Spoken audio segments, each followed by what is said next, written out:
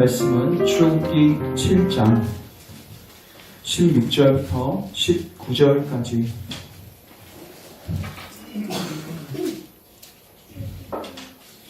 출애굽기 7장 16절부터 19절까지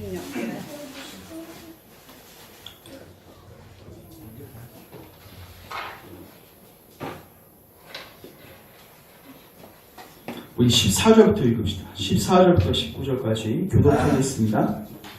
여호와께서 모세에게 이르시되 바로의 마음이 완강하여 백성 보내기를 거절하는도다.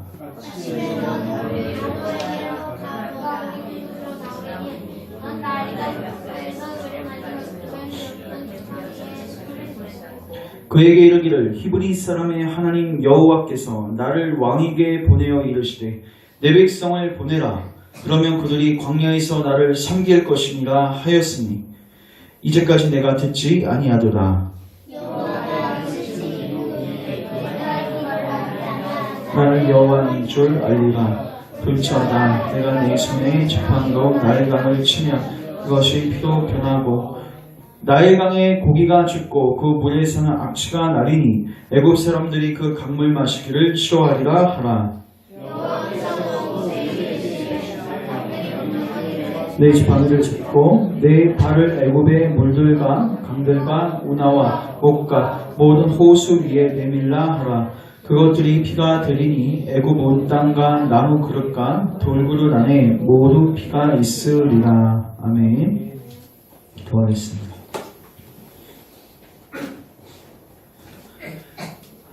주님, 오늘도 전도에 미련한 것으로 주의 놀라운 계획과 그 복음의 부유함을 깨닫게 하시고 우리의 마음이 큰 위로를 받게 하옵소서. 부족한 종을 십자가 뒤에 감춰주시고 오직 하나님의 말씀만을 순전하게 선포하게 하시며 이 말씀이 우리 사랑하는 모든 교우들 심령 안에서 열매 맺을 수 있도록 성령님께서 처음부터 끝까지 우리와 함께 하옵소서. 우리를 가르치시고 우리를 자유케 하시고 우리를 구별되게 하시고 우리를 새롭게 하실 주님 기대합니다. 예수님의 이름으로 기도합니다. 오늘은 출애굽기 7장 14절부터 19절 말씀을 통해서 같이 한번 따라하겠습니다. 내가 여호와인 줄 알리라. 내가 여호와인 줄 알리라. 이 제목을 가지고 주의 말씀 상고하도록 하겠습니다. 우리가 지금 계속해서 출애굽기를 살피고 있는데 출애굽기는 하나님의 구원의 역사를 아주 드라마틱하게 잘 보여주고 있는 책입니다. 그리고 이제 하나님께서는 모세를 부르셔서 이제 본격적으로 당신의 출애굽 사역을 진행하십니다. 그리고 하나님께서는 실질적으로 그들을 200만 명이나 되는 그 대군을 그 백성들을 그 애굽의 압제에서 구출해내시고 그들에게 진정한 자유를 허락하십니다. 자, 근데 이제 우리가 이러한 질문으로 한번 시작하겠습니다. 왜 하나님께서는 한 번에 그들을 끄집어내실 수도 있음에도 불구하고 왜 10가지 재앙을 통해서 그들을 끄집어내셨을까? 물론 현상적으로는 바로가 너무 고집스러워서 우리 같으면 한 개구리 재앙 정도 되면 두 번째 재앙 정도만 되면 그냥 나가라 이렇게 할 수 있는데 바로가 너무나도 완고하고 고집스러워서 끝까지 갔습니다. 10번째까지 갔습니다. 이건 이제 현상적인 관점이고 인간편에서의 관점이고 천상적인 관점에서 하나님 관점에서 보게 되면은 하나님은 이 10가지 재앙 그러니까 성경을 보면요 바로가 자기의 마음을 자기의 의지를 가지고 완고하게 했지만 또 한편 성경은 하나님께서 바로의 마음을 완고하게 하셨다 이렇게 표현하고 있어요. 이거는 하나님께서 절대 주권을 가지시고 어떤 의도를 가지시고 10가지 재앙을 주고 있는 것을 보게 됩니다.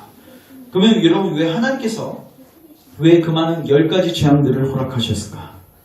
자, 우리 출애굽기 5장 한번 가보겠습니다. 출애굽기 5장 1절 2절 잠깐 가보시면 제가 읽겠습니다. 들으십시오. 그 후에 모세와 아론이 바로에게 가서 이르되 이스라엘의 하나님 여호와께서 이렇게 말씀하시기를 내 백성을 보내라. 그러면 그들이 광야에서 내 앞에 절기를 지킬 것이니라 하나이다. 그때 바로가 이르되 여호와가 누구에게 내가 그의 목소리를 듣고 이스라엘을 보내겠느냐? 나는 여호와를 알지 못하니 이스라엘을 보내지 아니하니라. 아멘.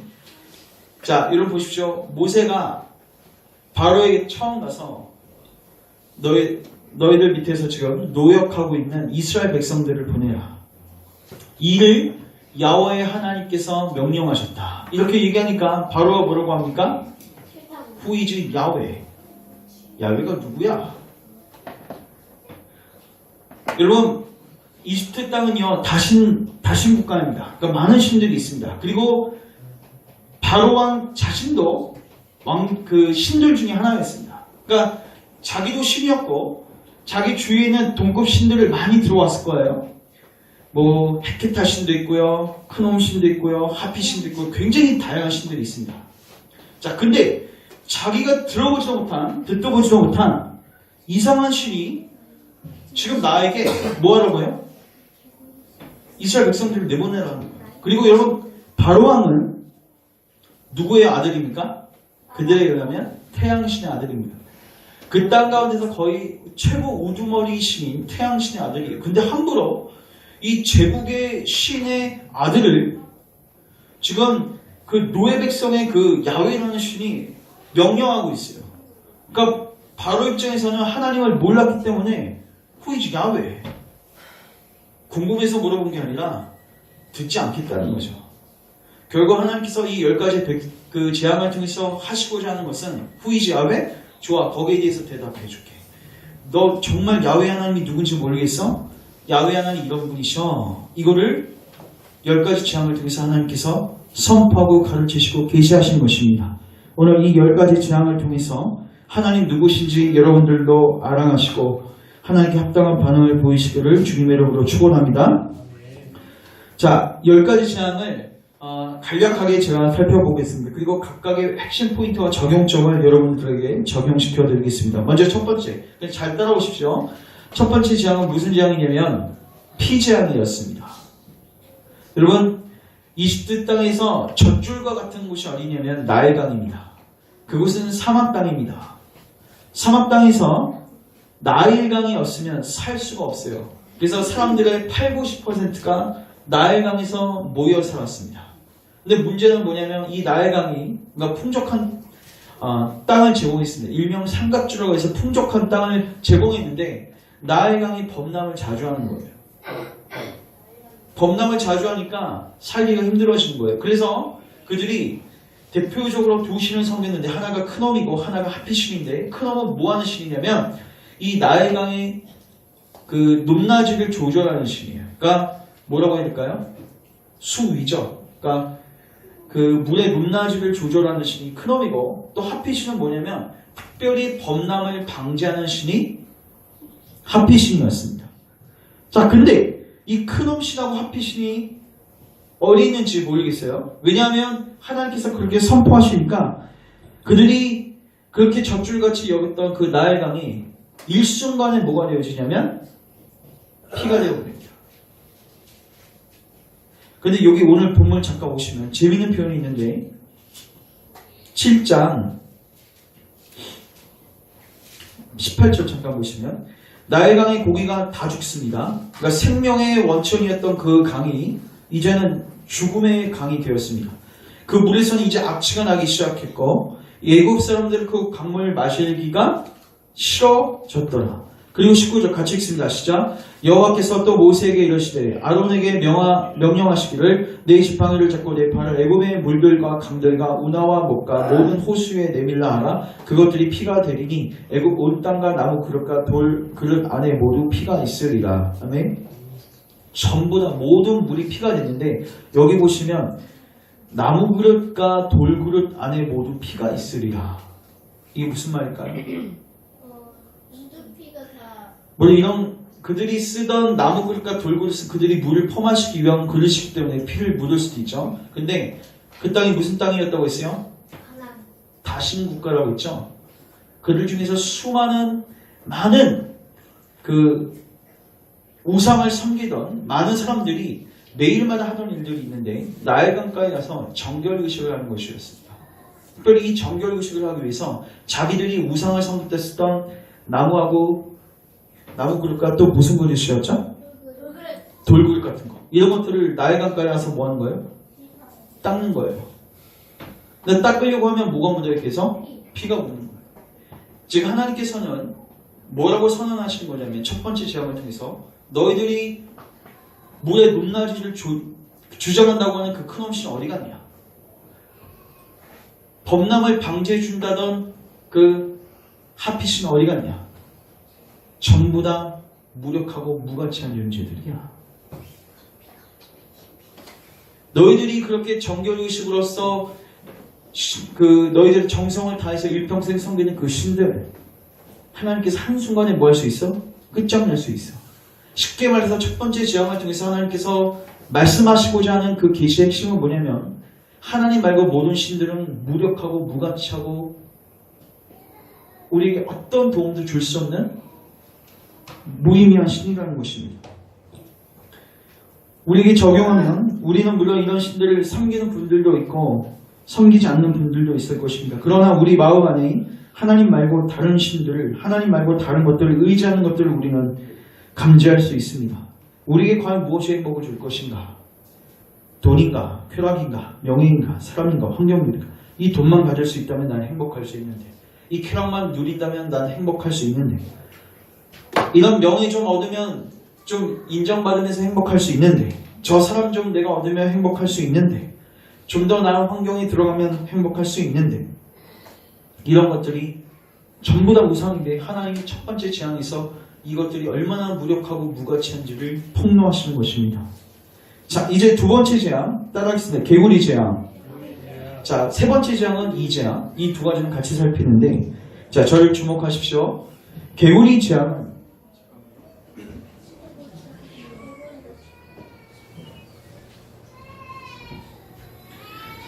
자, 여러분 개구리의 특징이 뭐냐면요. 알을 많이 낳죠. 그래서 개구리는 그 당시에 풍요와 다산을 상징했습니다. 그래서 그 헷게트라는 신을 섬겼는데 헷게트가 몸은 인간인데 얼굴은 개구리였어요. 그리고요. 특별히 세 번째 재앙은 이재앙이었는데 그거를 이제 모기라고 번역하시는 분도 계시고 근데 거기서 핵심은 모기하고 이가 아니라요. 그 모기하고 이가 어디서 발현되냐면 땅에서 나와요. 그들은 땅신을 섬기는데 그 땅신의 이름이 게브라는 신이었습니다. 근데 모세가 땅을 딱 치니까 땅에 있던 그 수많은 티끌들이 어떻게 변해요? 이로 전부 다 변하는 거예요. 자, 이 두 번째하고 세 번째를 통해서 뭘 할 수 있냐면 그들이 풍요하며 행복하다고 생각했던 그것들이 오히려 그들에게 뭐가 되냐면 재앙이 됩니다. 많으면 많을수록 땅이 많으면 많을수록 더 많은 이하고 모기들이 자기를 공격합니다. 자기들에게 다산과 풍요를 줄 줄 알았던 개구리가 오히려 자기들에게 뭐가 돼요? 재앙이 되고 있어요. 여러분 다산 풍요 좋죠. 근데 그게 지나치고 넘쳐나면 하나님의 뜻을 넘어서서 자기 욕심을 따라 어마어마한 양을 추구하게 되면 그것들이 오히려 우리가 뭐가 되는 거예요? 독이 되는 거죠. 디모데전서 6장 10절 찾지 마십시오. 들으십시오. 돈을 사랑하며 일만하게 뿌리가 되나니 이것을 탐내는 자들은 미혹을 받아 믿음에서 떠나 많은 근심으로서 따라하겠습니다. 자기를 찔렀도다. 여러분 이런 경험을 해보신 적 있으십니까? 많으면 많을수록 누리면 누릴수록 그러니까 그전에는 이거 누리면 행복할 거라고 생각했는데 그것들이 여러분들의 영혼을 팔아먹는 여러분의 영혼을 멸망으로 이끌어가는 그런 것들을 인식하고 인지해 본 적이 있냐는 거죠. 첫 번째 재앙은 그냥 무력한 거에 그쳤습니다. 근데 두 번째, 세 번째 재앙은 너희들이 섬기고 있는 신이 애물단지예요. 무가치한 거는커녕 이제는 우리에게 그냥 재앙이 되어버리는 거예요. 많이 가지면 가질수록 내게 재앙이 되는 거예요. 그리고 잘 들으십시오. 세 번째 재앙부터, 이 재앙부터는 특이한 일이 생기게 되는데 첫 번째, 두 번째 재앙은 여러분 애굽의 술객들이 따라 있습니다. 어떻게 따라하는지 저는 모르겠어요. 나일강을 변하게 하고 개구리를 올라오게 했어요. 근데 그게 그 당시 거기에 있었던 일들이에요. 나일강이 범람하고 난 다음에 물이 줄어들면 개구리가 많아졌대요. 그러니까 그런 것들을 이제 포장해가지고 이제 속여가지고 그 백성들을 선동했겠죠. 근데 그들이 따라할 수 없었던 건 있었죠. 뭐예요? 원상복귀는 시킬 수 없어요. 여러분 잘 들으십시오. 이 10가지 재앙의 특징이 뭐냐면요. 하나님이 전부 다 뭐하고 하시냐면 예고하고 하십니다. 예고하고 하신다고요. 물을 피로 변하게 할게 하고 하신다고요. 개구리 줄게 하고 개구리 주신다고요. 예고 안 하셨으면 어떻게 생각해요, 사람들이? 그냥 나일강이 범람했구나. 그리고 범람한 다음에 물이 줄어들어서 개구리가 생겼구나. 우연으로 생각하고 그냥 자연적인 거로 생각하는 거죠. 근데 10가지 재앙을 하나님께서 주실 때 전부 다 뭐 하세요? 예고하세요. 그리고 그 말씀대로 그들을 재앙 가운데로 인도하십니다. 그리고 더 나아가서 애국 술객들이 흉내내지도 못하는 거 뭐예요? 회복시키십니다. 이건 애국 술객들이 첫 번째 재앙부터 흉내낼 수 없는 것이었어요. 근데 아예 세 번째 재앙은 재앙 자체도 애국의 술객들이 흉내낼 수 없어요. 그래서 그들이 뭐라고 고백을 하는가? 자, 우리 8장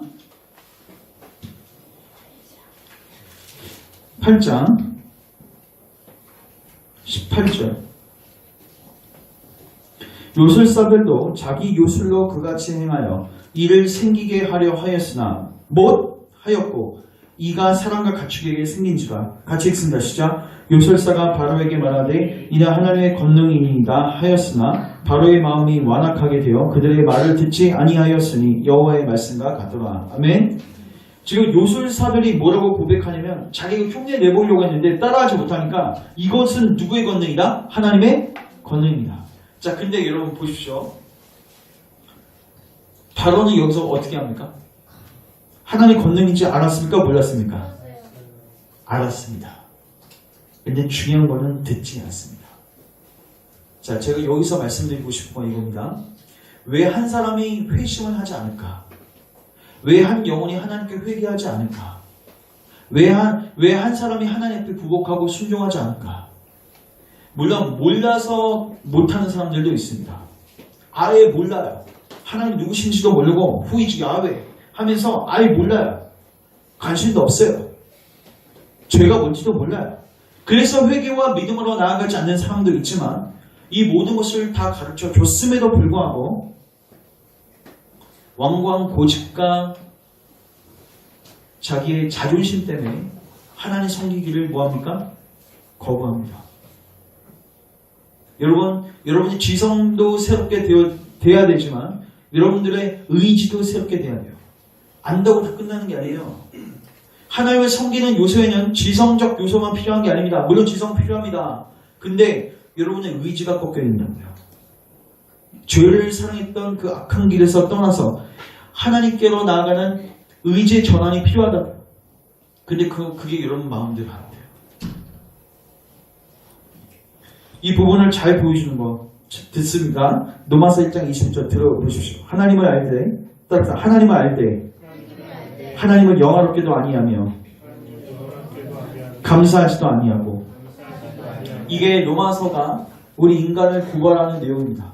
하나님을 아는데, 하나님이 이제 권능을 알았는데, 하나님의 살아계심을 느꼈는데, 죄도 알았는데, 회개하지 않으면 멸망당하는 것도 다 들었는데, 왜 바로는 그따위, 왜 반응하지 않습니까? 몰랐다고요? 핑계댈 수 없대요. 여러분, 모세와 같은 자리, 바로와 같은 자리에 가지 않아도 우리는 이미 모든 피조만물을 통해서 하나님의 신성을 경험할 수 있습니다.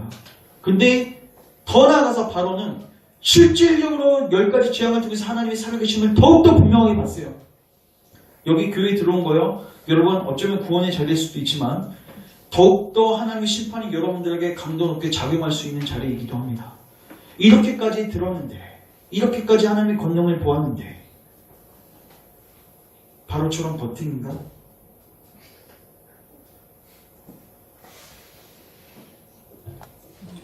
그래서 이것들을 통해서 한 영혼이 회심하는 것이 얼마나 하나님의 전적인 은혜와 하나님의 손에 달려있는지를 우리가 보게 됩니다. 그래서 데살로니가 전서 1.5절 들으십시오. 이는 우리 복음이 너희에게 말로만 이른 것이 아니라 또한 능력, 성령과 큰 확신, 따라하겠습니다. 능력, 성령과 큰 확신으로 된 것이라. 사도 바울이 뭐라고 이야기합니까? 내가 복음 전했을 때 데살로니가 교회 너희들의 복음이 내가 말했을 때 말로만 이른 것이 아니라 이 말을 누구께서? 성신께서 사용하셔서 능력으로 임하셨다.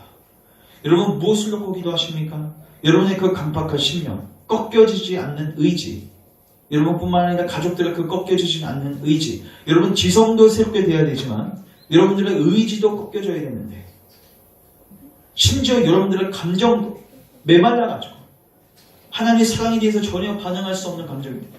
지성과 감성과 의지 전부 다 썩어서 하나님께 반응할 수 없는 것. 성령님의 능력 없으면요, 여러분들은 절대로 하나님을 알 수도 없을 뿐더러 알고 난 다음에 감사하지도 않고 하나님께 영화롭게 하나님께 영광을 돌릴 수도 없는 존재들입니다. 그래서 성령을 구하셔야 되는 거예요. 그 다음 재앙 무엇입니까? 따라하겠습니다. 파리재앙. 파리재앙은 저를 보십시오. 뭐를 또 우리에게 알려주냐면, 여러분 여러분 파리를 섬긴 게 말이 되십니까? 파리 한번 딱 치면은 그냥 뚝 떨어지는 그 파리를 신으로 섬기고 있다. 우리에게 시사하는 바가 있습니다. 여러분 지금 10가지 재앙 중에서 나머지 좀 근사하고 멋있어요. 뭐 우박이 떨어진다든가, 뭐 나이가 넓은 강이든가. 근데 제가 제일 이해가 안 되는 게 파리 재앙이에요. 아니 어떻게 섬길 게 따로 있지, 어떻게 파리를 섬길 수 있는가? 네가 섬기고 있는 우상이 정말로 어리석은 거야. 잘 보십시오. 여러분들이 지금 의지하고 있는 것들이 얼마나 파리 같은 것들인지 아십니까? 여러분 전도서에서 솔로몬이 뭐라고 고백합니까? 전도자가 이르되 헛된 모든 것이 헛되도다. 해 아래에서 수고하는 모든 수고가 헛되다. 뭘 위해서 수고합니까? 돈을 위해서, 명예를 위해서, 관계를 위해서. 자, 제가 하나 질문하겠습니다.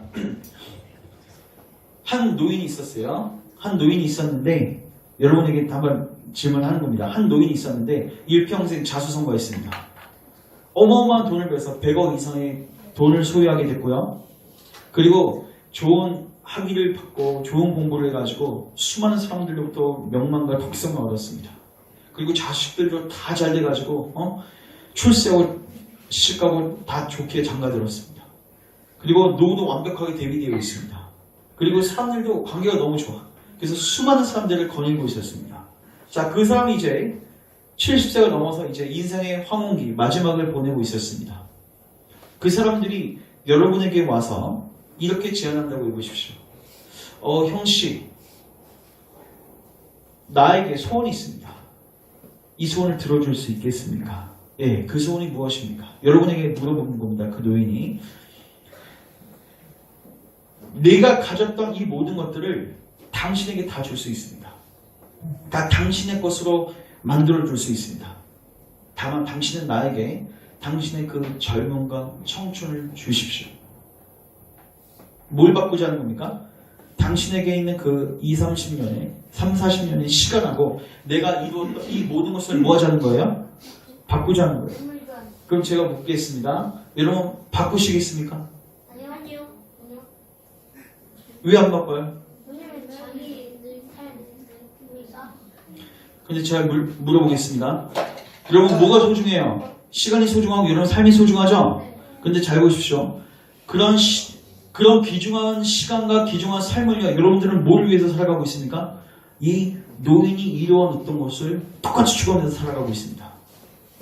나중에는 조도 안 가질 거라고 하는 그 헛된 것들을 가지고, 파리와 같은 것들을 가지고 뭐 하고 있어요? 목매달고 살고 있는 거예요. 그 노인의 제안을 한번 생각해 보세요. 저도 만약에 그 제안을 한다. 여러분 한 10대 정말 아주 살날이 많다고 생각하는 그때 제안하면 거절하겠는데 저는 한 5, 60대만 되더라도 거절할 것 같아요. 근데 이상하죠? 우리는요, 줘도 안 받겠다는, 절대로 안 받겠다는 그 사람이 제안한 그 노인의 제안을 위해서 그 사람이 상정한 그 목표를 위해서 우리의 10대 때부터 전신전력하면서 그걸 추구하면서 달려가고 있습니다. 헛되고 헛된 거 알고 있고 파리처럼 소망 없는 거 알고 있는데 그거 붙들고 살아가요. 이게 우상의 미묘한 유혹과 속임수입니다.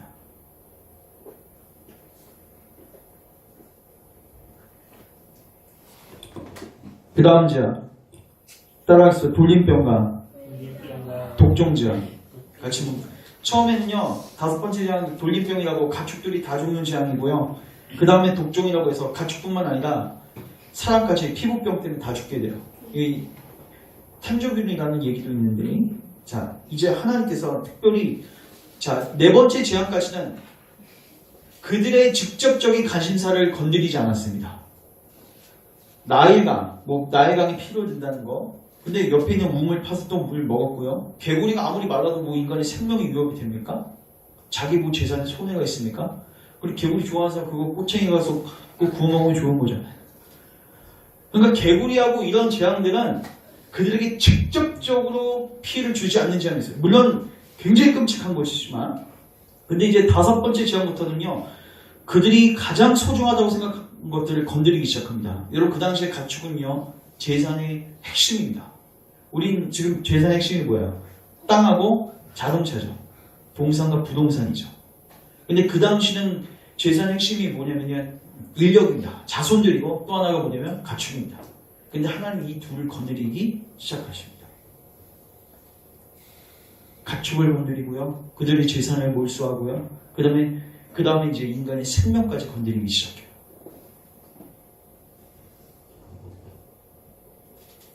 심지어 여러분 그 피부병 그 독종 재앙 때부터는요. 이런 표현이 있습니다. 우리 7장 이거 몇 장 가보시냐면 9장 가보십시오. 9장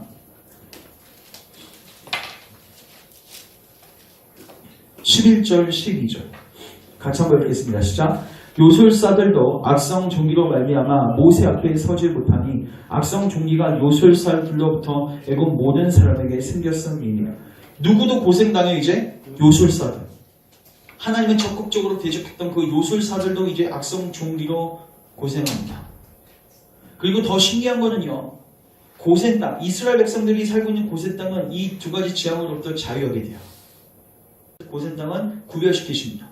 여러분 이 정도 봤으면 정말로 이거 우연 아니고 하나님이 정말 살아계시구나. 하나님이 역사의 주관자이시구나.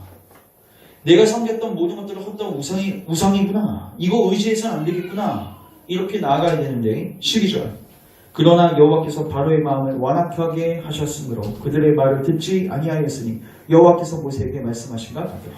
참 안타깝게도 우리가 갖고 있는 재산 우리가 의지하고 있는 사람들 우리의 가장 핵심 의지하는 목록들 아닙니까?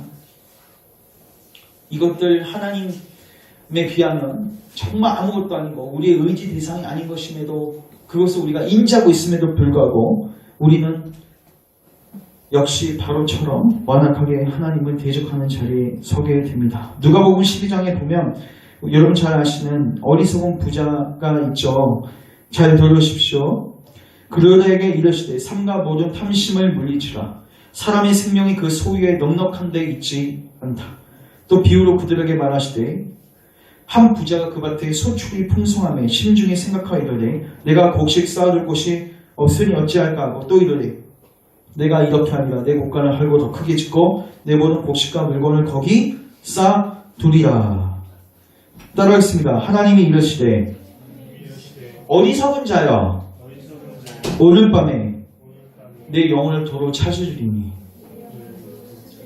이 모든 것이 누구의 것이 되겠느냐.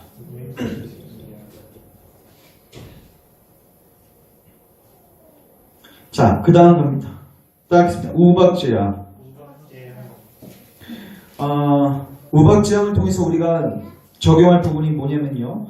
그리고 우박제약 때부터는요. 이제 하나님의 살아계심을 애굽 사람들도 인식하기 시작했습니다. 그래서 애굽의 신하들 중에서도 하나님의 말씀을 마음에 유념한 자들이 이 말씀에 순종하기 시작했어요. 자, 우리 9장 20절, 21절 보십시오. 2장 20절, 21절.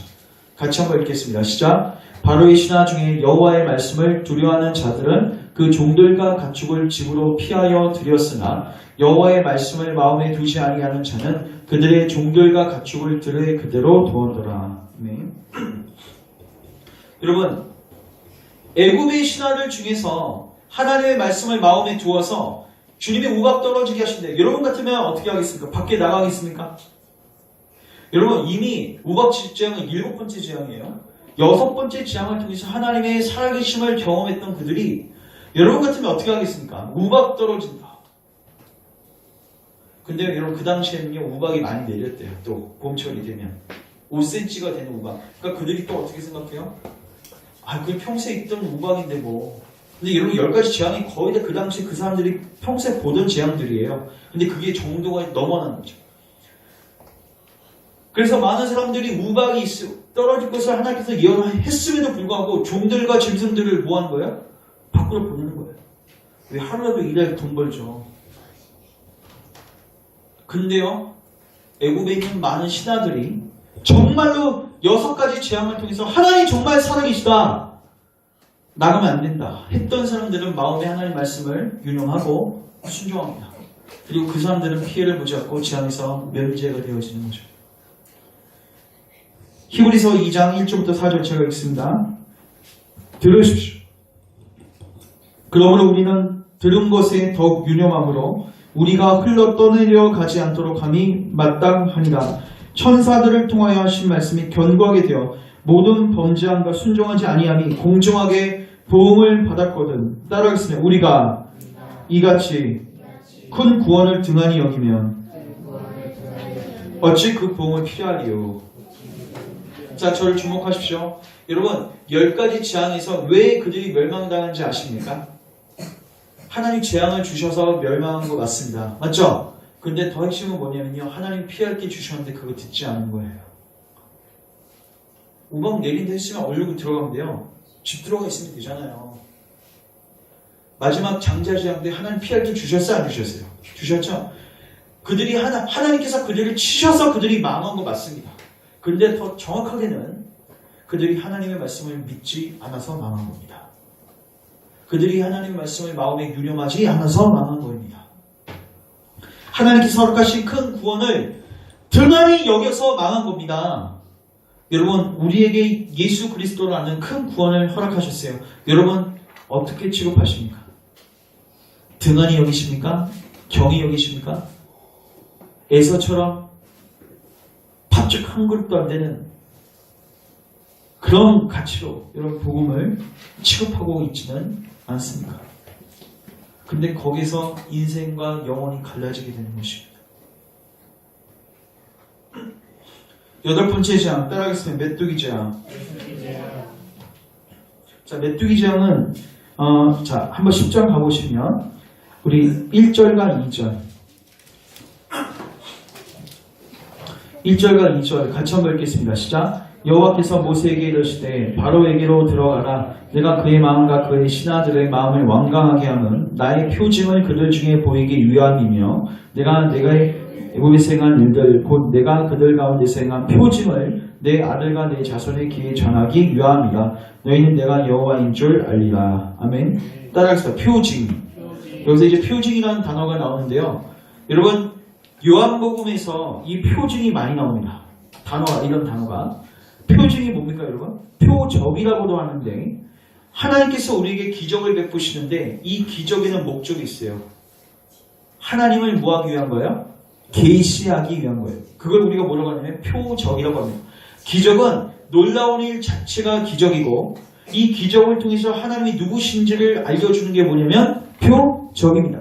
예를 들어서 예수님께서 나사로를 살리신 다음에 나는 부활이요 생명이니 나로 말미암지 않고는 아버지께로 갈 자가 없다. 그러니까 예수님께서 나사로를 살리신 것은 놀라운 기적인데 이 기적을 통해서 예수님은 부활과 생명이라는 것을 계시하신 표적이라는 거예요.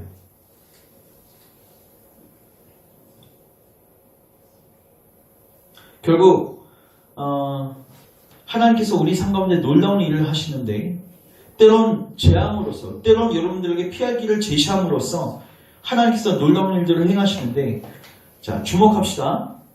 여러분, 이거를 여러분 그냥 기적으로 받아들이고 나에게 좋다, 안 좋다 이걸로만 판단하고서 나아가게 되면요, 여러분들은 하나님이 원하시는 자리에 갈 수 없어요. 그러니까 잘 들으십시오. 하나님께서 10가지 재앙을 왜 주시는 거예요?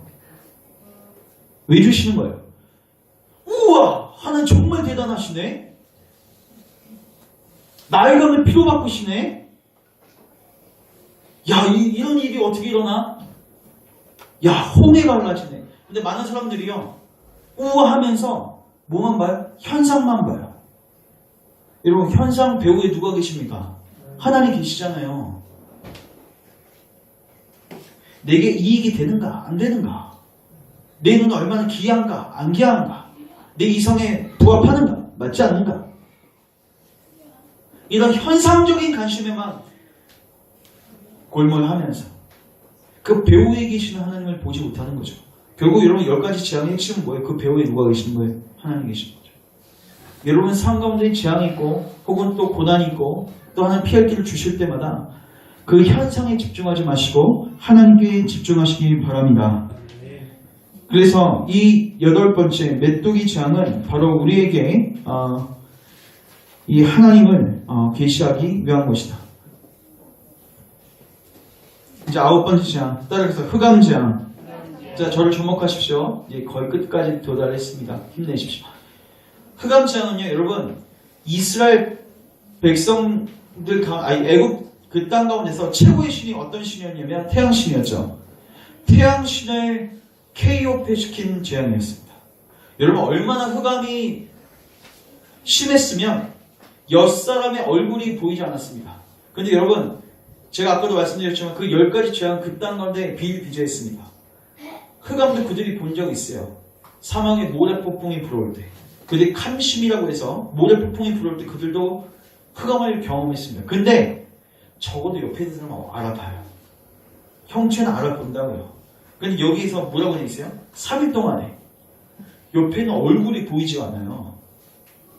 여러분, 지금 뭐 전기가 발달됐지만 우리 예전에 20-30년 전만 해도 한번 집에 전기가 나가면 진짜 컴컴해져요. 그래도 여러분 형태는 보이거든요. 더 신기한 거는 그들은 흑암 가운데 있는데 고센 땅은 뭐하고 있어요 지금? 빛이 있어요. 얼마나 그 차단막을 철저하게 치셨는지 고센 땅에 화나면 그 빛이 조금이라도 새야 되는데 그 옆에는 전혀 들어오지 않는 거예요, 빛이. 여러분, 이거 지금 애국 땅에서 뭘 KOP시킨 거예요? 태양신 KOP시킨 거예요. 우리에게 무엇을 시사하는가? 우리에게 있어서 하나님께서 최고의 우상, 우리에게 수많은 우상들이 있습니다. 하나님 말고 의지하는 것들 많습니다. 근데 하나님 그 중에서 가장 큰 거 다 공격하기 시작합니다. 여러분, 부자 청년에게 하나님 뭘 갖고 들어오십니까? 재물을 갖고 들어오시죠. 왜요? 그에게 있어서 그것은 태양신이었습니다. 과연 그게 너에게 도움을 줄까? 여러분에게 있어서 태양신은 무엇입니까? 여러분, 하나님 손대시면요, 그러니까 하나님이 작은 것들 걷어가시다가 여러분 안 되겠다 싶으면 하나님 뭐 하시는 거예요? 여러분들이 가장 크다고 생각하는 거, 가장 소중하다고 생각하는 거, 그게 사람이 될 수도 있습니다. 여러분 자녀가 될 수도 있습니다. 자녀를 우상으로 키우지 마십시오.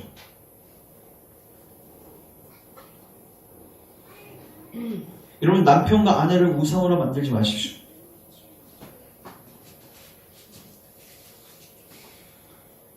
그 다음에 그 재앙 닥치면 어떻게 해요?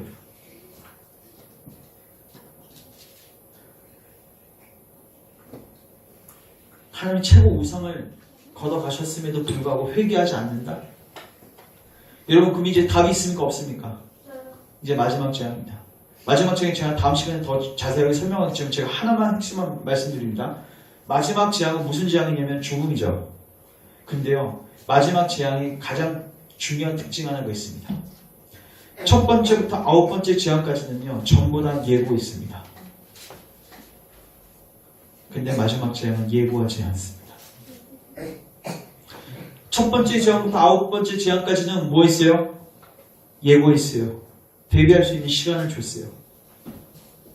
9번째 재앙이 딱 끝나고 최고 그 사람이 가장 소중하다고 생각하고 가장 의지했던 것들을 하나님 걷어가심으로써 그 우상의 헛됨을 아주 클리하게 보였음에도 불구하고 회개하지 않는 그에게 이제 하나님은 예고 없이 그를 죽음의 재앙으로 몰아넣습니다. 여러분, 우리 인생에 있어서 하나님께서 최종적으로 주시는 재앙이 무엇일까요? 우리가 그리스도를 끝까지 대척했을 때 하나님 우리에게 최종적으로 주는 재앙이 뭡니까? 육체적 죽음입니다. 근데 이것은 예고 없이 찾아옵니다.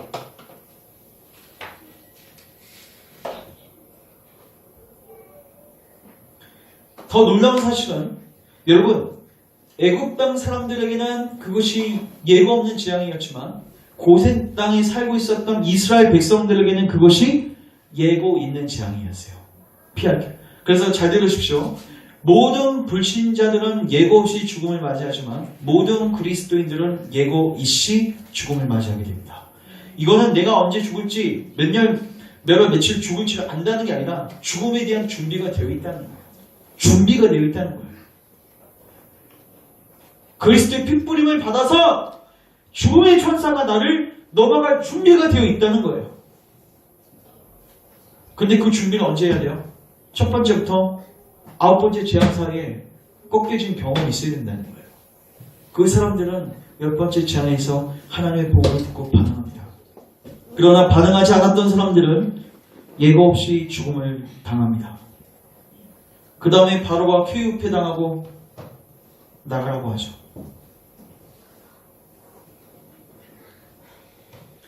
사랑하는 형제 자매 여러분, 저를 주목하십시오. 말씀 정리합니다. 결국 하나님은 여러분들을 반드시 KOP할 겁니다. 아멘? 근데 잘 들으십시오. KOP를 여러분 10번째 재앙에서 당하면 안 됩니다. 죽은 다음에 KOP 당하면 안 된다고요. 여러분이 이 세상에서 하나님 대적할 수 있거든요. 근데 여러분 죽은 다음에는요, 반드시 하나님이 여러분들을 부복시킬 거예요. 근데 그거는 끔찍한 겁니다. 죽음의 커튼이 열린 다음에 하나님 앞에 부복하고 순종하는 건 의미가 없다고요. 죽음의 커튼이 열렸는데도 하나님을 대적하는 사람은 없을 것입니다.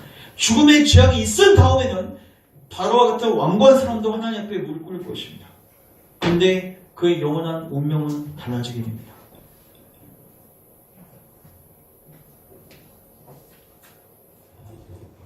여러분, 우리는 오늘 이 출애굽 10가지 재앙을 통해서 하나님 누구신지 알았습니다. 여러분, 하나님 누구십니까?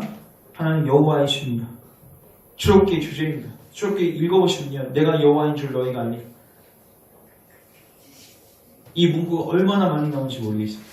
이게 출애굽기를 우리에게 주시는 목적이고 10가지 재앙을 주시는 목적이에요. 여러분들은 그 여호와를 알고 계십니까?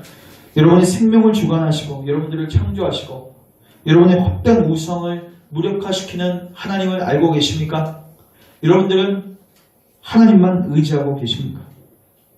더 나아가서 이집트 땅에 있었던 많은 사람들이 나일강이 원래 9월이면 범람하고 그리고 범람하다가 물 빠지면 개구리가 좀 나오고 그리고 그 수비는 그 지역에 모기가 생기고 그리고 우박도 봄철이면 떨어지고 그리고 캄심이라는 모래폭풍 때문에 흑암도 경험하고 그러니까 그 수많은 것들을 우연으로 자연적인 걸로 하나님 없이 해석하기 시작했을 때 그들은 하나님의 죽음의 재앙을 대비할 여유가 없었습니다.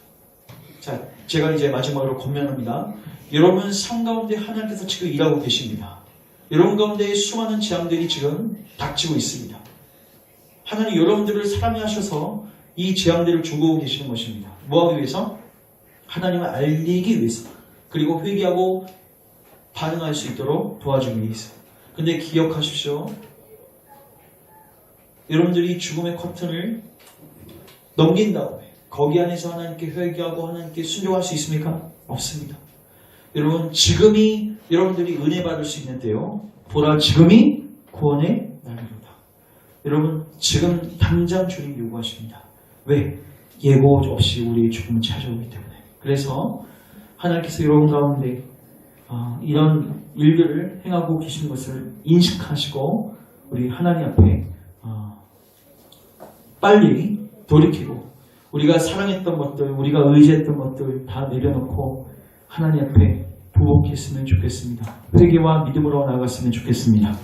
우리 같이 한번 통성으로 기도하고 제가 기도합니다. 이제 말씀 이후에 같이 말씀 붙들고 한번 기도하는 시간을 갖습니다. 찬양 하나 틀어주시고 말씀 생각하시면서 하나님, 우리가 혹시 우리 삶 가운데서 하나님 말고 의지했던 수많은 우상들이 있으면 오늘 다 드러내시고 하나님 돌이키게 하옵소서. 이 헛된 우상을 섬기지 않도록 하나님만 섬길 수 있도록 하나님만 의지할 수 있도록 우리를 인도하옵소서. 우리 같이 한번 기도합니다. 하나님 감사합니다. 오늘 말씀을 통해서 우리를 알려주시고 우리를 가르치시니 감사합니다. 주님, 우리의 모든 헛된 우상을 불태워 주시옵소서. 하나님, 우리에게 어떤 것도 줄 수 없는 무가치하고 무의미하고 어리석은 신들을 의지하지 말게 하여 주시옵소서. 우리 하나님만 의지하게 하여 주시옵소서. 주님, 우리를 가르쳐 주시옵소서. 우리가 회개와 믿음으로 나아가게 하옵소서. 예고 없이 다가오는 그 마지막 재앙 죽음이 임하기 전에 우리가 회개와 믿음으로 나아가게 하여 주시옵소서. 주님, 우리를 도와주시옵소서.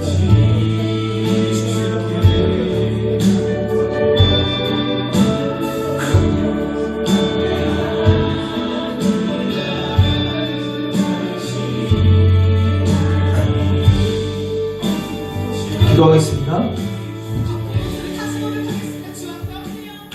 하나님, 오늘 우리 가운데 찾아오셔서 우리가 의지했던 모든 것들이 얼마나 헛된지를 계시하시고 얼마나 하찮고 무가치하고 무력한지를 충만하게 계시하옵소서. 오직 우리 하나님만이 유일한 여호와이심을 알게 하옵소서. 믿게 하옵소서. 의지하게 하옵소서.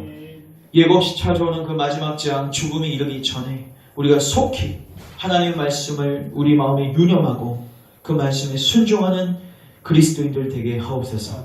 그 재앙이 오기 전에 그리스도의 핏부림을 받는 자들 될 수 있도록 주님 은혜를 베풀어 주옵소서. 예수님의 이름으로 기도합니다. 아멘.